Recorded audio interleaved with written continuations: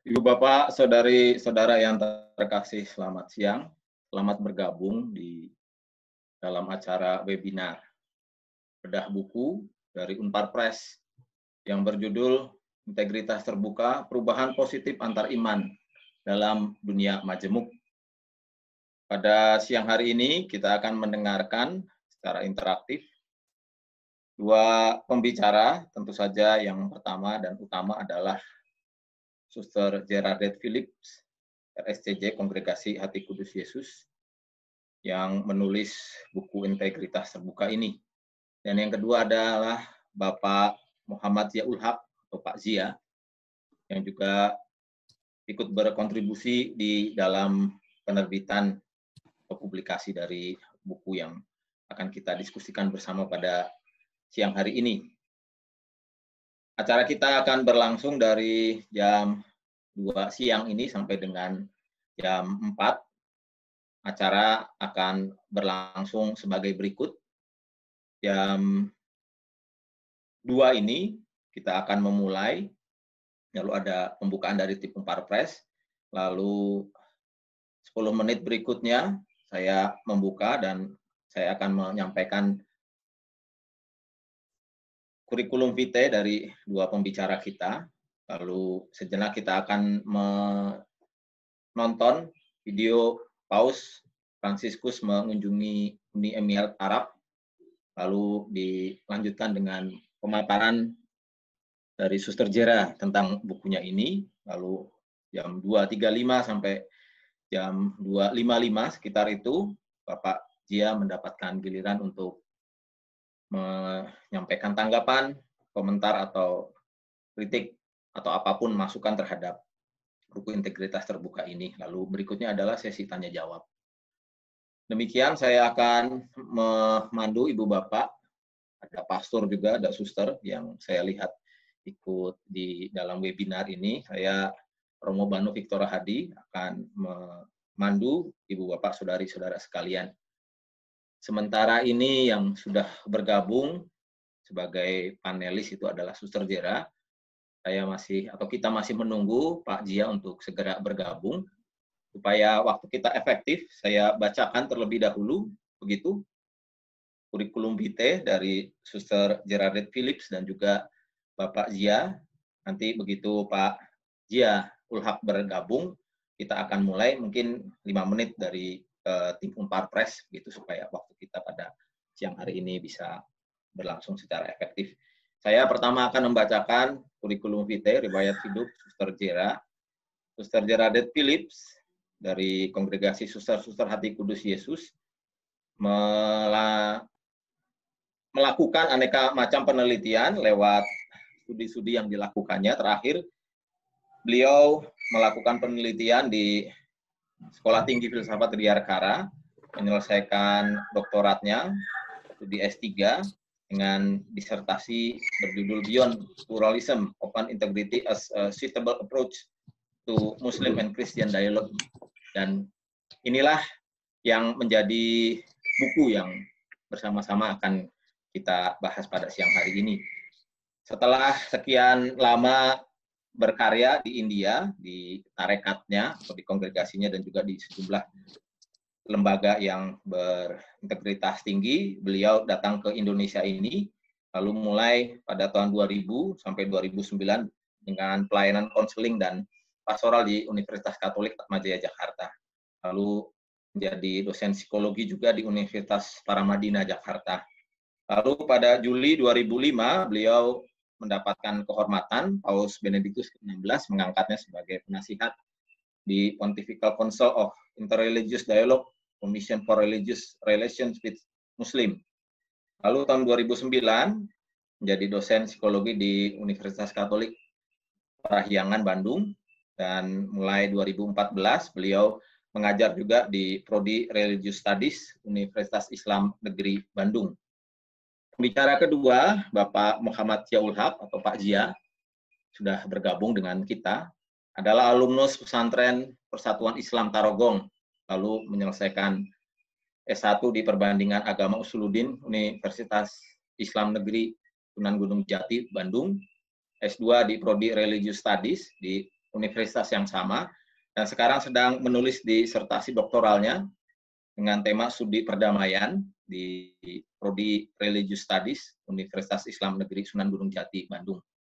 Beliau aktif sebagai fasilitator Living Values di The Asia Foundation, lalu koordinator Halakoh Damai yang diselenggarakan oleh Suster RSTJ di Bandung ini, Direktur Values Institute Bandung, dan juga sejumlah aktivitas bersama The Asia Foundation, terutama yang terkait dengan living value.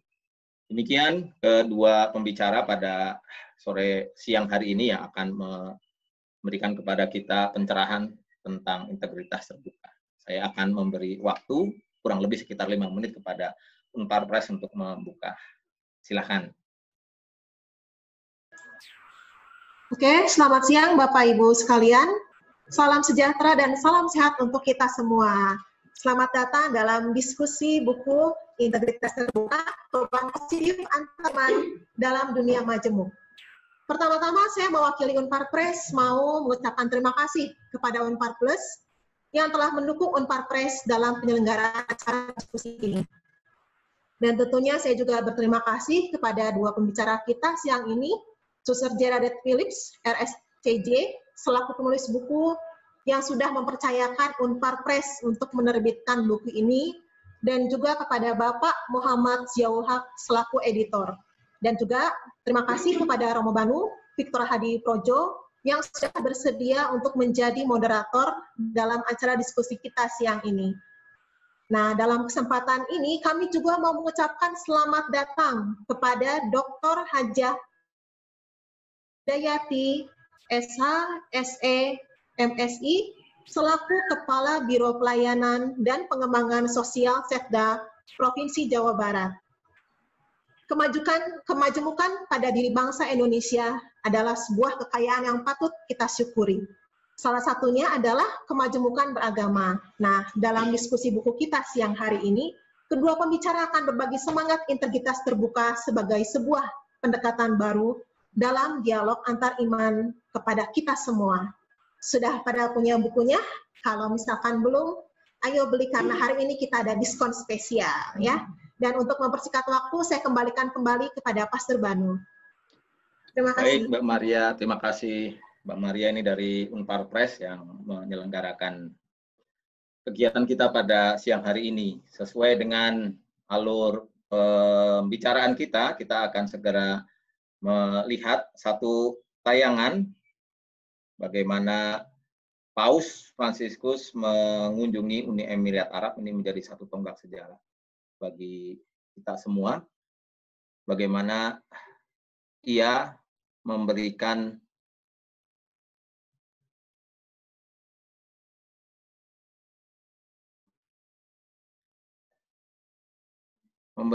kepada kita semua teladan dan juga yang diberi tanggapan dengan baik oleh semuanya yang hadir pada waktu itu dan menjadi bukti bagi kita untuk melihat bagaimana dialog itu bisa berlangsung dengan baik. Saya akan carikan terlebih dahulu.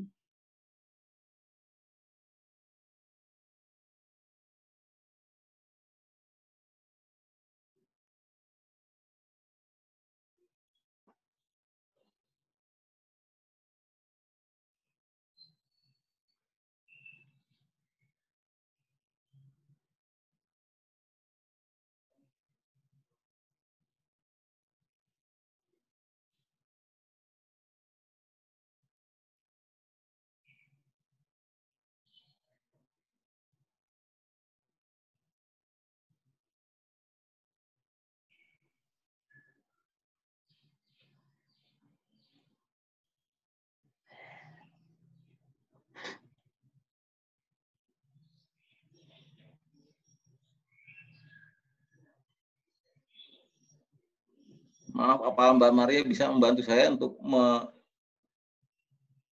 menayangkan videonya karena saya kesulitan mencari. Sepertinya beberapa pun susah masuk.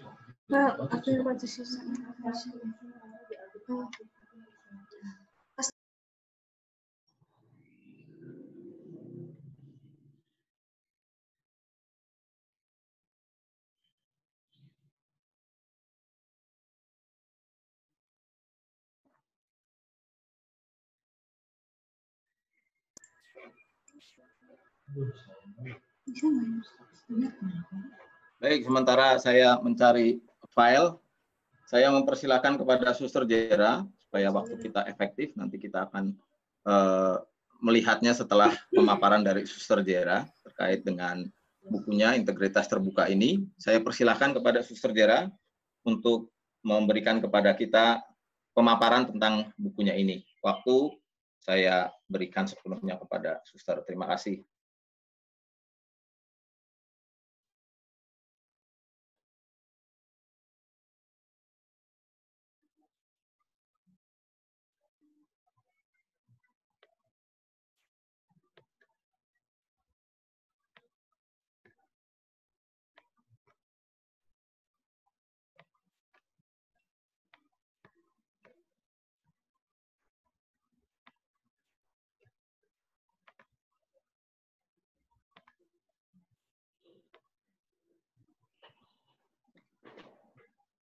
Salam damai kepada Anda semua. Selamat siang. Assalamualaikum warahmatullahi wabarakatuh. Om Shanti. Om Swastiastu. Salam bajikan. Pertama-tama saya mau berterima kasih kepada Unpar Press untuk melakukan webinar ini agar kami bisa, agar saya dan kawan saya bisa buku Integritas Terbuka. Yang kedua, saya mau berterima kasih kepada kawan saya dan juga teman saya, yang kolega saya, Pak Muhammad Ziaul Haq, yang menjadi editor untuk buku ini yang Anda pegang mungkin dalam tangan Anda, Integritas Terbuka. Yang buku katakan Integritas Terbuka, perubahan positif antar iman dalam dunia majmuk. Kita bisa lihat apa situasi sekarang ini. Dan apa situasi semestinya. Saya mau tanya Anda semua, apakah Anda bisa lihat tayangan saya, PowerPoint saya?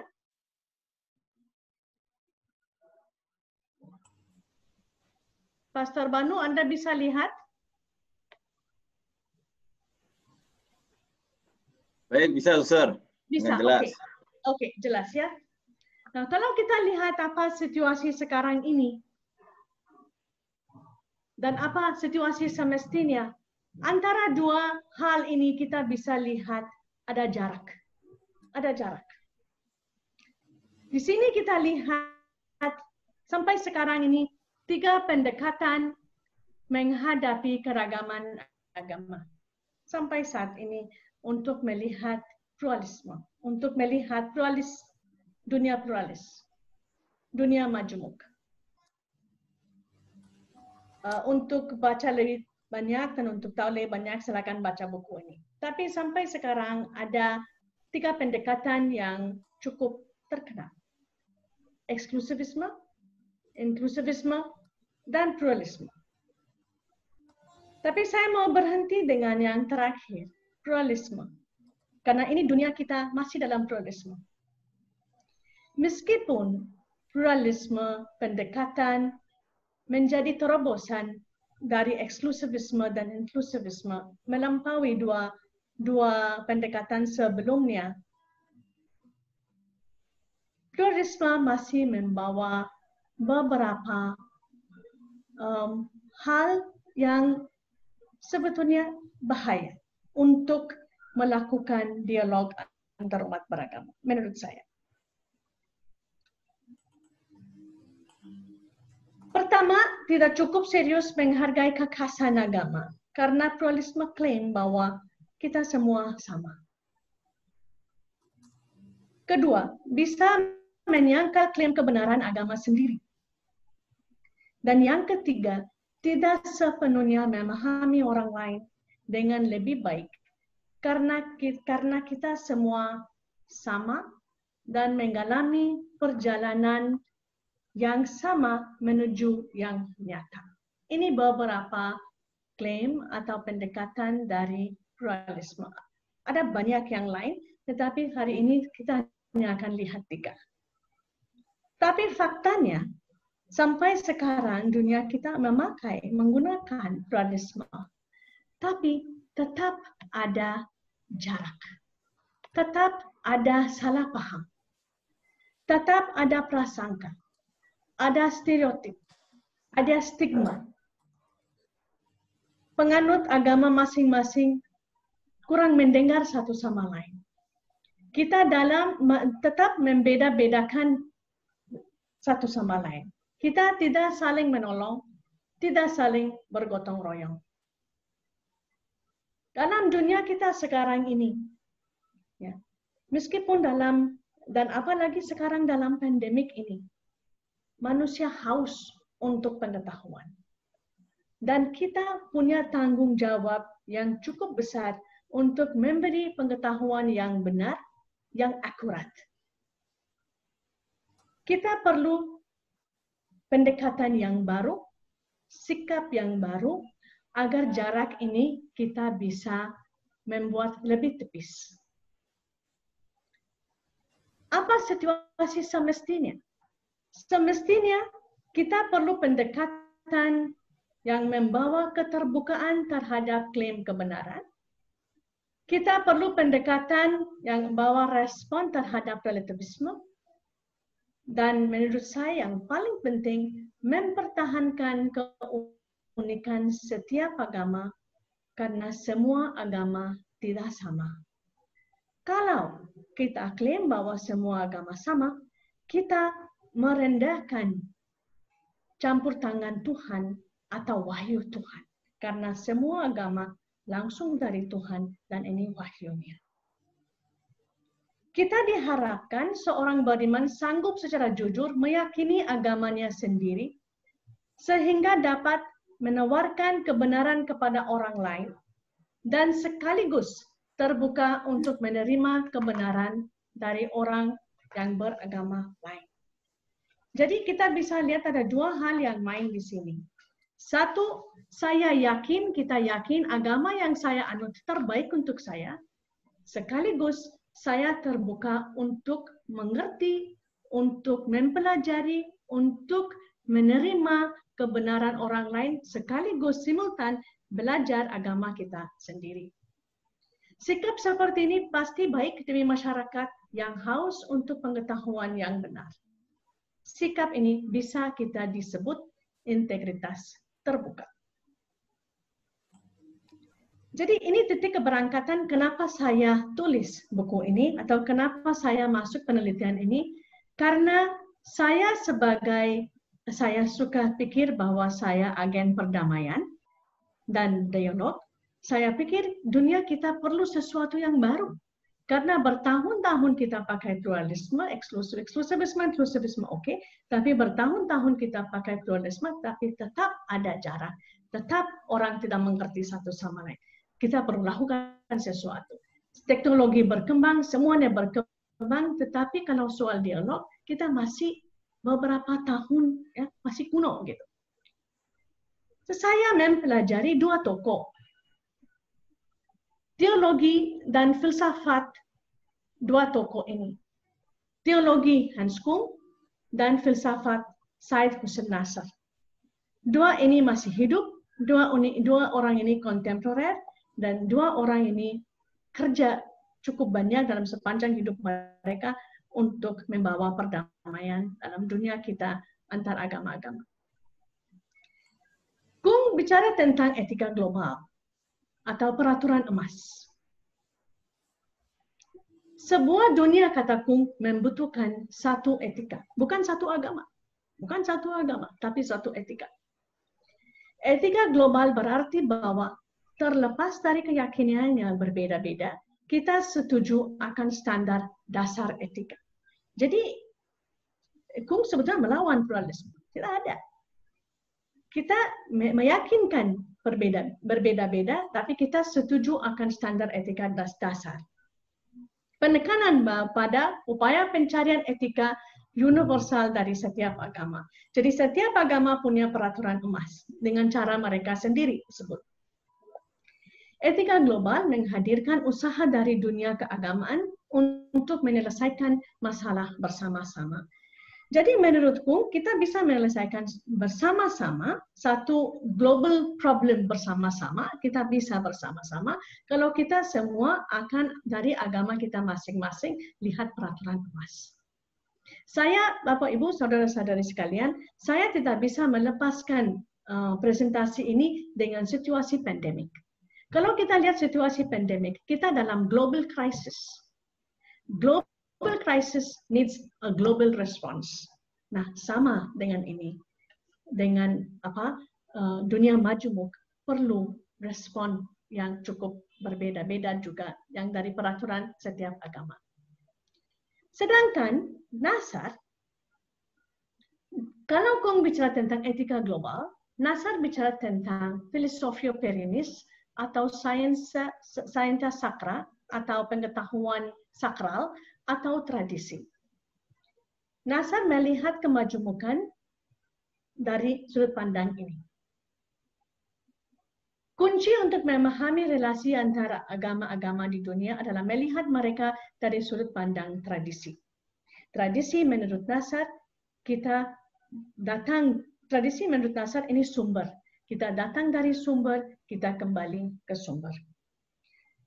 Pengetahuan suci yang membedakan prinsip dan manifestasi, esensi dan bentuk, substansi dan kebetulan, lahir dan batin. Ini merangkul semua hal seperti kata Nasar, nafas yang maha kasih atau nafas al-Rahman. The breath of the compassionate. Kata Nasar, kita bisa melihat satu sama lain kalau kita sadar bahwa kita semua datang dari Tuhan, kita semua dirangkul oleh nafas al-Rahman. Jadi persatuan bukan konformiti, bukan menjadi seperti satu sama lain. Tidak, kita tetap unik, tapi dalam keunikan kita bersatu. Al-Tauhid Wahid. Secara singkat, kalau kita masuk pikiran dua tokoh ini, akan kelihatan seperti ini. Dari dalam hidup kita sehari-hari, etika global sangat penting. Karena satu etik yang mempersatukan semua agama.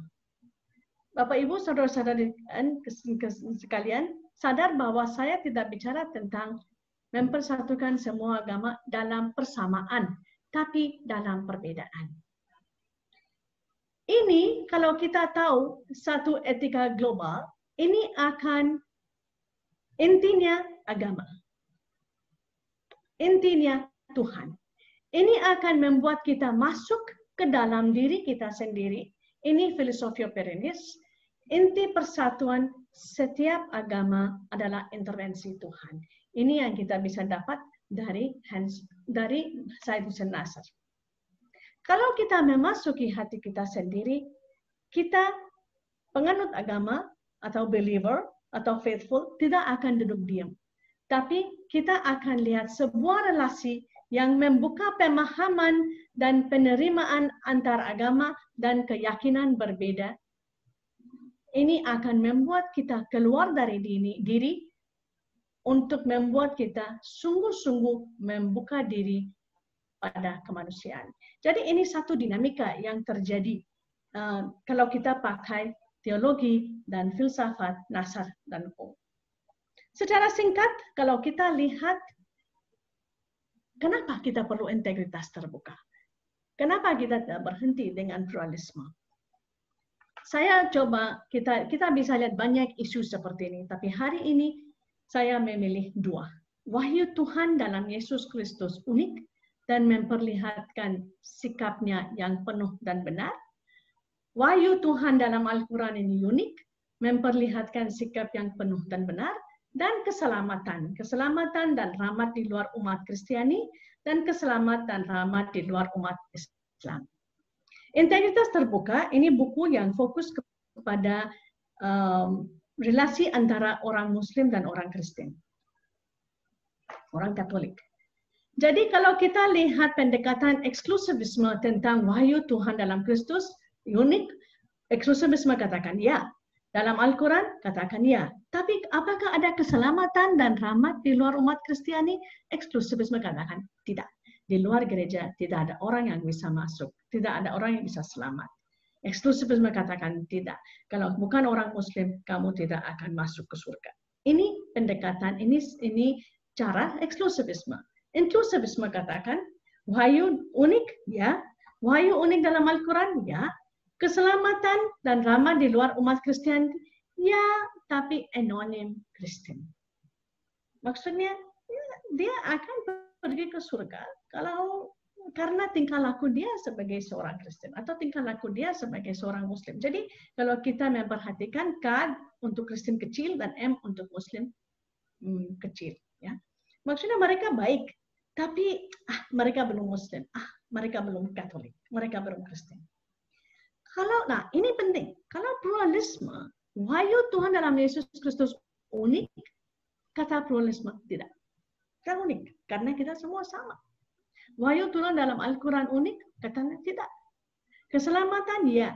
Keselamatan dalam rahmat dan rahmat di luar Islam dan umat Kristiani, ya. Nah Bapak, Ibu, Saudara-saudari sekalian, kalau inti kepercayaan dan klaim kebenaran kami tidak meyakini secara kuat, kita tidak bisa menghadapi satu sama lain. Nah, di sini integritas terbuka berperan. Wahyu Tuhan dalam Yesus Kristus unik, ya, yakin. Yakin untuk penganutnya, yakin untuk membagikannya, karena di sana ada pengetahuan yang akurat dan yang benar. Wahyu Tuhan dalam Al-Quran itu unik, ya benar. Ini untuk saya sebagai penganut Islam, benar. Saya yakin secara total. Keselamatan dan rahmat di luar umat Kristiani ada? Ya, tapi dalam tradisi mereka sendiri. Tidak harus menjadi orang Katolik atau orang Muslim. Orang Katolik tidak perlu pikir orang Muslim harus menjadi orang Katolik. Orang Muslim tidak harus pikir bahwa orang Katolik menjadi orang Muslim kalau harus ke surga. Tidak. Dalam tradisi mereka sendiri. Dua-duanya ya dalam tradisi mereka sendiri. Kalau seperti ini, now kita akan lihat seorang berintegritas terbuka dan dia akan menciptakan bangsa dan tanah air. Seorang berintegritas terbuka meyakini bahwa agama dan iman mereka sekarang ini adalah yang paling benar baginya karena itu dianut dengan sepenuh hati, bukan setengah-setengah, full, sepenuh hati. Mereka mempelajari agama sendiri. Sejauh kami seorang manusia bisa mempelajari agama, karena agama sangat besar, Tuhan sangat besar, tapi kita mempelajari. Namun mereka menerima kepada kekhasan agama dan kebebasan beragama dan berkeyakinan orang lain. Respect. Dengan sikap ini dalam dialog, mereka dapat menyumbangkan kekayaan imannya seraya memperkaya pemahaman dari kekayaan penghayatan keimanan orang lain. Jadi ada satu hal yang terjadi di sini, mutual enrichment. Kita memperkaya satu sama lain. Dengan agama kita sendiri.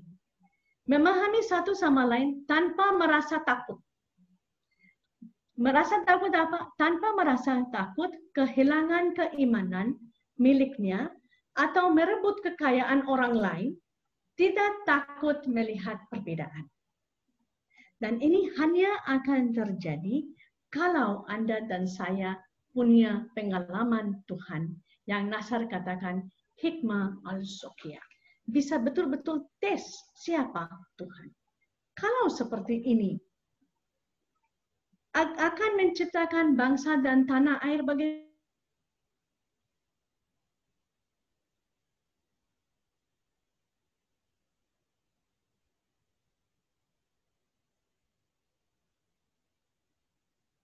pidatonya. Dia katakan, dimanapun berada, dari Sabang sampai Merauke, dari Miangas sampai Pulau, kokoh tali persatuan dan persaudaraan. Pendekatan apa yang bisa lakukan ini? Saling membantu, saling menolong, dan saling bergotong royong. Serta selalu optimis bahwa bangsa kita adalah bangsa pemenang dalam menghadapi setiap tantangan yang menghadapi atau menghadap. kekurangan dan kelemahan tidak menghalangi kita untuk terus maju. Setiap agama kita punya kelebihan kekurangan. Tapi oke, kita kritis terhadap agama kita sendiri, tapi tetap maju. Kekurangan dan kelemahan harus sama-sama kita perbaiki. Harus kita jadikan momentum perubahan untuk memicu lompatan kemajuan agar kita menjadi bangsa yang kuat dan mandiri dan berdiri di atas kaki sendiri. Saya pikir Indonesia tempat di mana kita bisa mewujud nyatakan integritas terbuka untuk dunia kita. Sebagai saudara sebangsa dan setanah air, mari kita terus memperkokoh persatuan. Mari kita peduli dan berbagi untuk sesama. Mari kita tunjukkan bahwa kita adalah bangsa yang kuat. Bukan hanya mampu menghadapi tantangan, tetapi bangsa yang memanfaatkan kesulitan menjadi sebuah lompatan kemajuan. Dalam slide pertama Anda lihat situasi saat ini dan situasi semestinya, dan saya memperlihatkan kepada Anda jarak. Anda dan saya tidak mau hidup dalam jarak ini. Dalam pandemik kita jauh dari satu sama lain. Tetapi kita dekat karena kita semua menderita yang sama. Sekarang, seorang berintegritas terbuka akan menciptakan bangsa dan tanah air. Tidak akan ada jarak, tapi ada ini. Indonesia bijak. Indonesia bersatu dalam perbedaan dan satu nusa, satu bangsa, satu bahasa Indonesia. Ini akan terjadi pada negara kita. Sekian dan terima kasih. Assalamualaikum warahmatullahi wabarakatuh. Baik, Suster Jera, terima kasih atas pemaparan yang baru saja kita dengarkan bersama. Suster Jera memberikan 3 pendekatan yang biasa digunakan dalam menyikapi keragaman, yaitu eksklusivisme, inklusivisme, dan pluralisme. Suster Jera menekankan pada pluralisme yang sedang dipromosikan akhir-akhir ini. Walaupun telah dipromosikan, akan tapi tetap ada jarak. Tugas kita untuk mendekatkan jarak tersebut, semakin dekat semakin baik, supaya aneka macam perbedaan itu bukan membuat perpecahan, sebaliknya membuat masing-masing itu semakin kaya, sebagaimana yang juga disampaikan dalam paparan, ada saling memperkaya satu dengan yang lain. Baik, kita mendengarkan segera apa yang akan dipaparkan oleh Bapak Muhammad Ziaul Haq. Pada Bapak Zia, saya memberikan kesempatan baik ini untuk memaparkan. Terima kasih. Baik, suaranya ada ya? Ada, terdengar. Baik, kalau slide udah bisa ditampilkan.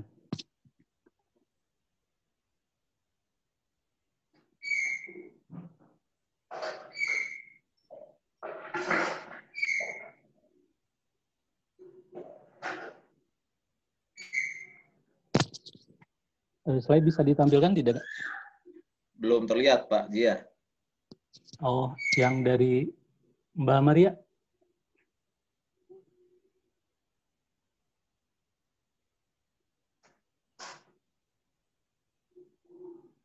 Belum ya?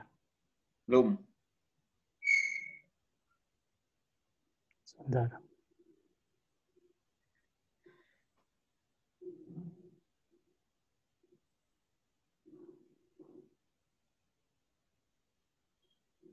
Oke.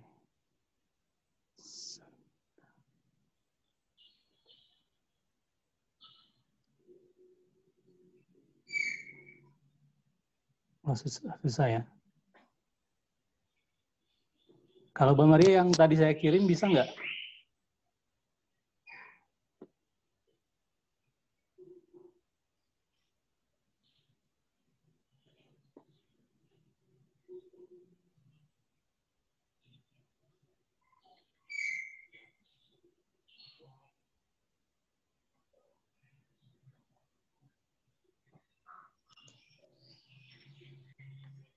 Belum ada ya Pak Banu keterima untuk belum, ini, Pak Zia. untuk slide-nya? Belum. Oke deh.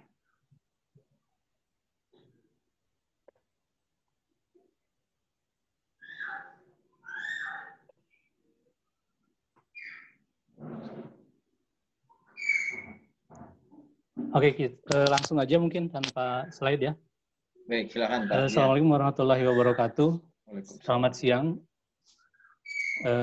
buat teman-teman dari Unpar, teman-teman Katolik, juga teman-teman yang Muslim, dan para partisipan di dalam acara bedah buku ini. Saya ingin melihat sisi lain integritas terbuka yang memang sudah lama Sisjera bersama saya juga teman-teman dari UIN dan Unpar mencoba mewacanakan integritas terbuka. Yang pertama, kita harus memberikan apresiasi yang sangat baik kepada Sisjera, terutama istilah integritas terbuka sendiri, beliau akui bukan hal yang baru, karena jika kita lihat di dalam buku, istilah ini sudah muncul sebetulnya di tahun 1997 di dalam buletin dari yang diterbitkan oleh KWI bernama Hak Kerukunan, dan itu diterbitkan 1997 nomor 103. Nah, beliau mengakui sendiri bahwa ini bukan hal yang satu-satunya tiba-tiba muncul, namun ada perbedaan yang sangat jelas karena integritas terbuka yang dimaksud oleh Sisjera dalam buku ini adalah pertemuan dua pemikir antara Katolik dan Islam, Syed Hussein Nasr dan Hans Kung. Nah, itu yang pertama. Kemudian yang kedua, sisi lain yang perlu ditegaskan adalah integritas terbuka. Dia, jika kita mempelajarinya dengan baik di dalam buku ini akan mengantarkan kita pada penghargaan setiap keyakinan dan keimanan. Karena buku ini, sebagaimana, di slide 2, di slide 2. Di slide 2 itu, teman-teman bisa, ini slide pertama, lalu di slide kedua, satu kutipan yang menarik dari Nasr, dan ini ada di dalam buku di halaman 205, dikatakan bahwa tiap-tiap agama bersumber dari kebenaran. Bersumber dari kebenaran ini maksudnya Tuhan. Istilah kebenaran di dalam, jika kita mempelajari para pemikir yang berbicara tentang kebenaran dan berbasis pemikirannya pada agama, maka kebenaran adalah Tuhan. Gandhi misalkan, Satya adalah Tuhan sendiri. Kemudian di Muslim ada Said Nursi, kebenaran adalah Tuhan sendiri. Nah, di Nasr, yang dijadikan landasan integritas terbuka oleh buku ini, tiap agama bersumber dari kebenaran, segala sesuatu dalam agama tersebut yang disingkap oleh logos juga ada pengetahuan Tuhan, adalah sakral, dan harus dihormati dan dihargai, ketimbang dibuang dan direduksi. Artinya, jika kita mempelajari ini dengan baik, maka kita akan menemukan bahwa buku ini mengantarkan pada penghargaan kita atas setiap keyakinan dan keimanan yang dimiliki oleh orang lain. Jadi apapun keyakinannya, apapun keimanannya, apabila keimanan atau keyakinan itu mengarah pada kebenaran, mengarah kepada Tuhan, maka kita harus menghormatinya. Nah, ini adalah dasar yang sangat baik, di mana penghargaan antar iman itu bisa terjadi, atau setidaknya tumbuh di dalam kesadaran kita untuk menghargai sesuatu yang orang lain percaya bahwa itu bersumber dari Tuhan. Dan mengenai kebenaran ini, ada penjelasan yang lain yang bisa kita bantu untuk memahami bahwa apakah setiap kebenaran itu berasal dari Tuhan.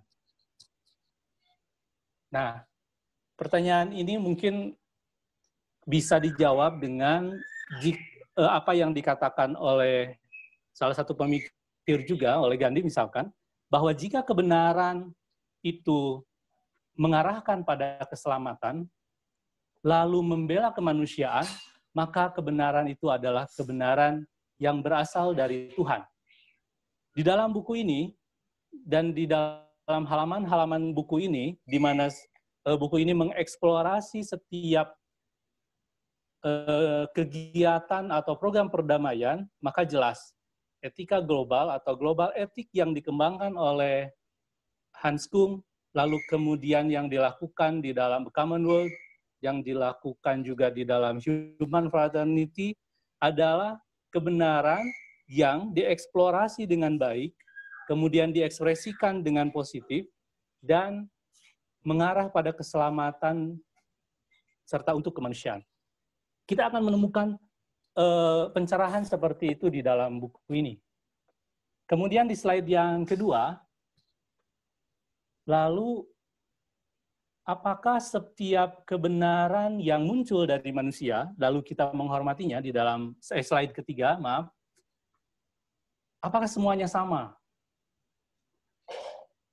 Nah, menarik lagi, kerennya buku ini, jadi saya banyak memuji buku ini ya, istilah maaf, karena sangat baik bukunya. Menolak gagasan semua agama itu sama. Sebagaimana tadi sudah disampaikan oleh Sis Jera. Ini berangkat dari pandangan Nasr sendiri bahwa semua agama adalah sama, itu ditentang. Sebaliknya, pandangan integritas terbuka melihat setiap detail dari keyakinan, dan keyakinan itu detailnya pasti berbeda. Pasti ada keunikan di setiap keyakinan dan keimanan. Nah, integritas terbuka melihat bahwa keunikan itu pasti beda, keunikan itu menjadi perbedaan antara satu keyakinan dengan keyakinan yang lain. Karena setiap keunikan di dalam kepercayaan, di dalam keimanan, itu berangkat dari realitas dan konteks yang berbeda.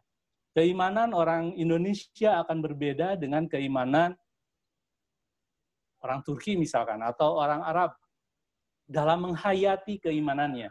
Itu sebagaimana keberagamaan orang kota akan berbeda dengan keberagamaan orang pesisir. Banyak hal yang membuat keimanan seseorang menjadi terbentuk berdasarkan dari lingkungannya. Artinya, apakah semuanya sama? Tidak. Bagi integritas terbuka, menolak gagasan semua agama sama, tetapi semua agama itu unik dan kita harus menghormati keunikan agama tersebut. Itu sisi lain yang saya garis bawahi mengenai integritas terbuka. Kemudian di slide yang keempat, saya cobakan buku ini sebagai jalan perdamaian.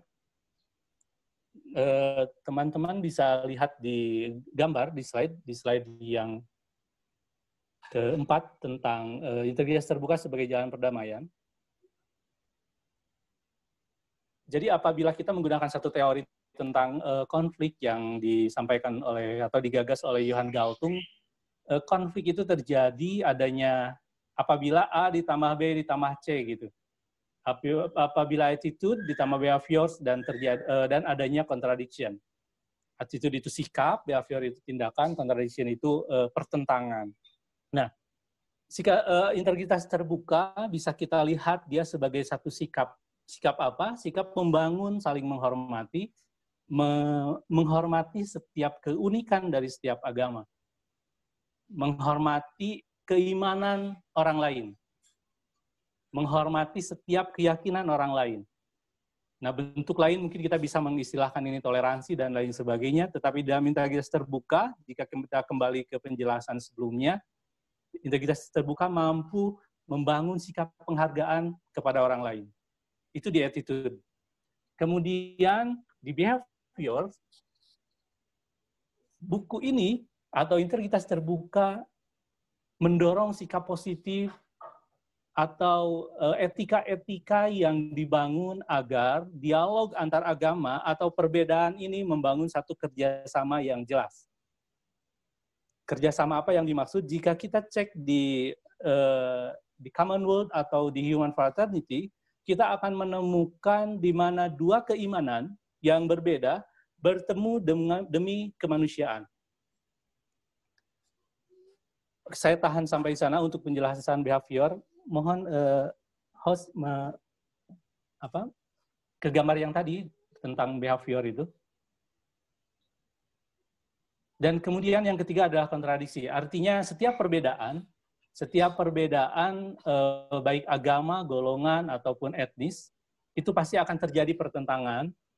Namun, integritas terbuka lepas dari dalam isu keagamaan, dia mampu melihat setiap perbedaan itu dengan cara yang bijak. Karena setiap perbedaan, entitas yang berbeda pasti ada satu keunikan, ada satu hal yang positif, di mana keduanya harus dihormati. Nah, seperti itu. Oke, selanjutnya bisa di slide yang kelima. Kita akan melihat di sini, kita akan melihat ini contoh. Ini contoh bagaimana integritas terbuka kita bisa lihat apabila dua pertentangan itu bertemu dan kita saling menghormati, Hansku sudah membuktikannya pada tahun 1993, di mana agama-agama kemudian bertemu dan membicarakan komitmen tentang manusia dan lingkungan, manusia dan martabat manusia. Kemudian bagaimana agama berbicara tentang perdamaian. Ini tahun 1993. Di slide selanjutnya, di Commonwealth misalkan, 2007, kita akan melihat Islam dan Katolik pada tahun 2007 membentuk pertemuan atau surat terbuka yang disampaikan kepada setiap orang beriman, terutama Islam dan Katolik. Di dalam Commonwealth ini, Islam dan Katolik mencari titik kesamaan, karena yang beda udah pasti beda. Tapi mencari titik kesamaan, yaitu kasih kepada Allah, kasih kepada Tuhan, yang kemudian diekspresikan menjadi kasih kepada sesama. Nah, jika kita baca dokumen ini, kembali lagi bagaimana setiap agama, setiap keyakinan tetap berakar pada keimanannya, tetapi kemudian bertemu dan bekerja sama untuk saling memuliakan martabat manusia dan berbicara tentang perdamaian di dunia ini. Nah, di slide selanjutnya, nah ini yang terbaru 2019 tentang dokumen persaudaraan. Nah, ini antara Paus Fransiskus dan Syekh Ahmad At-Tayyib tentang dua otoritas, dua agama yang besar ini. Karena kalau disatukan dua agama ini kan sekitar 55% lebih. Jadi tesisnya adalah jika orang yang beragama dan menghuni 50% lebih bumi kita ini, kemungkinan besar perdamaian akan terjadi. Nah, namun di dalam human document ini ada yang menarik. Kenapa? Karena dua-duanya kemudian mengatasnamakan Tuhan. Saya baca, teman-teman juga bisa baca. Dalam nama Tuhan yang telah menciptakan seluruh manusia setara dalam hak, kewajiban, dan martabat. Nah, kalau di dokumen Commonwealth sebelumnya membicarakan pada titik temu kepada Tuhan dan titik temu kepada kasih kepada sesama, sekarang di 2009 itu lebih teknis lagi. Nah, ini yang sangat menarik, yang juga dikutip di halaman 284 sampai 288.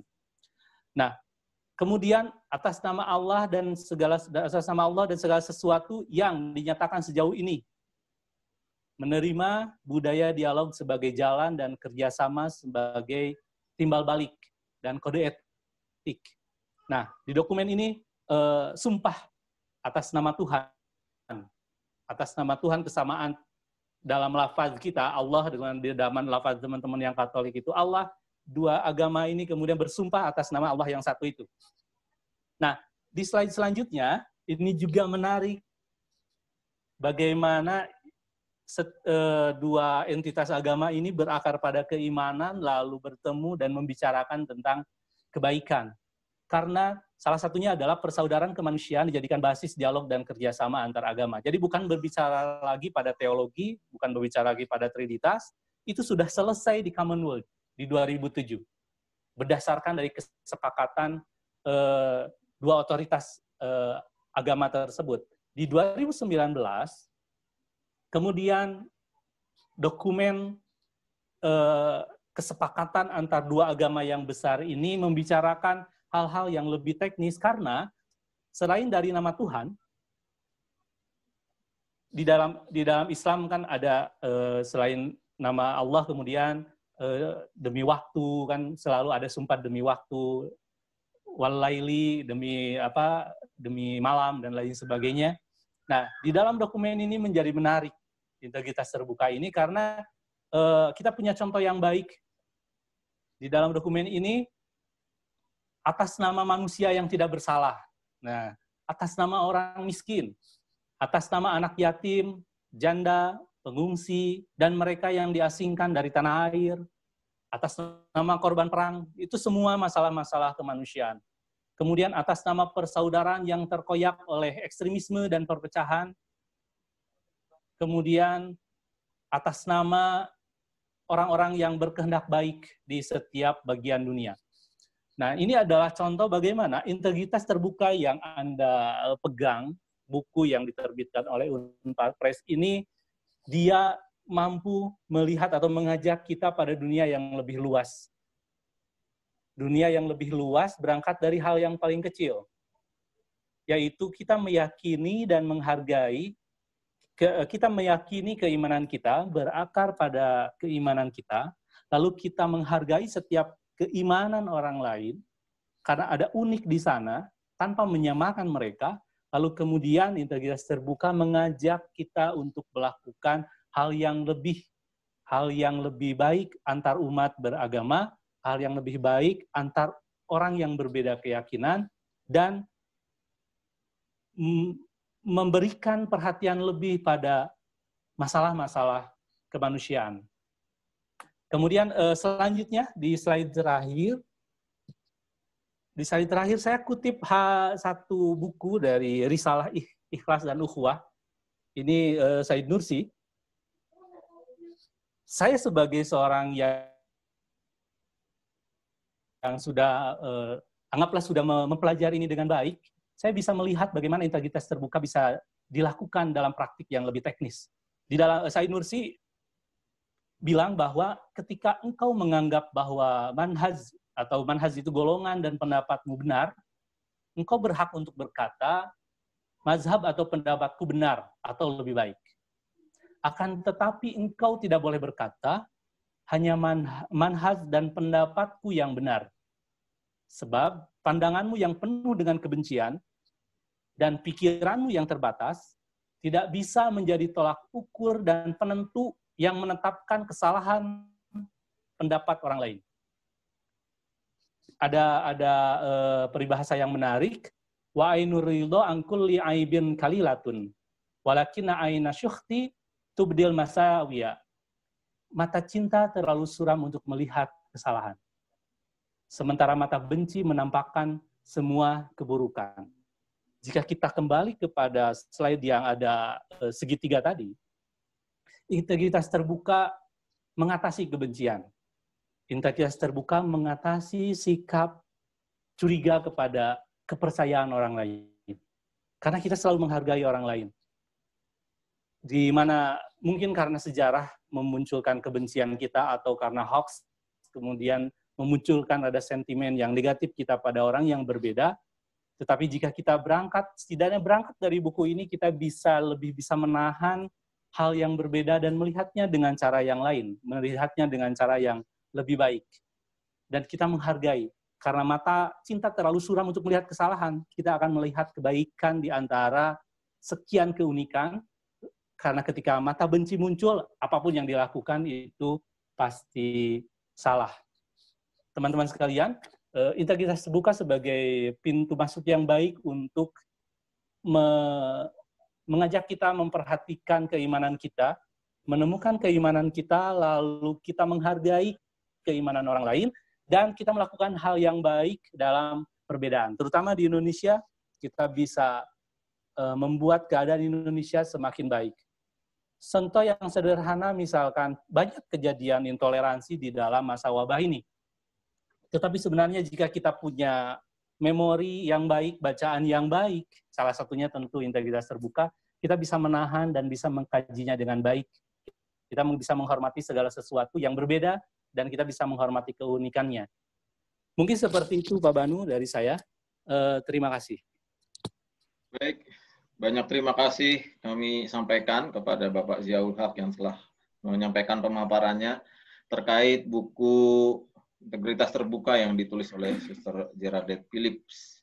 Bapak Ziaul Haq menyampaikan sejumlah pujian, bukan karena secara subjektif beliau adalah editor dari buku ini, akan tetapi memang secara substantif buku ini menawarkan aneka macam pandangan, walaupun dikatakan bahwa istilah integritas terbuka ini sudah muncul sejak tahun 97, tetapi yang diteliti oleh Suster Jera ini menjadi sesuatu pembaharuan dalam sudut pandang Hans Küng dan Nasser. Bagaimana etika global itu disandingkan dengan filsafat Perenis yang menghasilkan integritas terbuka. Integritas terbuka dicatat sebagai bukan satu isme atau satu aliran yang menyamaratakan semua agama. Sebaliknya, integritas terbuka menolak gagasan bahwa semua agama sama. Tetapi dengan keanekaragaman itu, masing-masing bisa memberikan kekayaan bagi setiap pemeluk agamanya masing-masing untuk semakin memperdalam agamanya dan juga mengenal agama yang lain. Dan kemudian dari situ terbukalah jalan untuk menuju ke damai atau perdamaian. Dengan kata lain, integritas terbuka adalah jalan menuju kedamaian. Dan dinamika itu sudah bukan lagi suatu wacana atau gagasan dalam dunia teori, akan tetapi sudah diwujud nyatakan secara bertahap oleh para tokoh dunia, yang terakhir di dalam Human Fraternity Document tahun 2019 antara Paus Fransiskus dan pemuka agama yang terjadi di Uni Emirat Arab. Demikian kurang lebih secara singkat saya menyampaikan apa yang sudah disampaikan oleh Suster Jera dan juga Pak Muhammad Ziaul Haq. Saya akan mempersilahkan kepada Unparpres untuk beberapa menit menayangkan video yang tadi seharusnya di awal disampaikan kepada kita, yaitu kunjungan Paus Francis ke Uni Emirat Arab dalam rangka menandatangani Fraternity Document.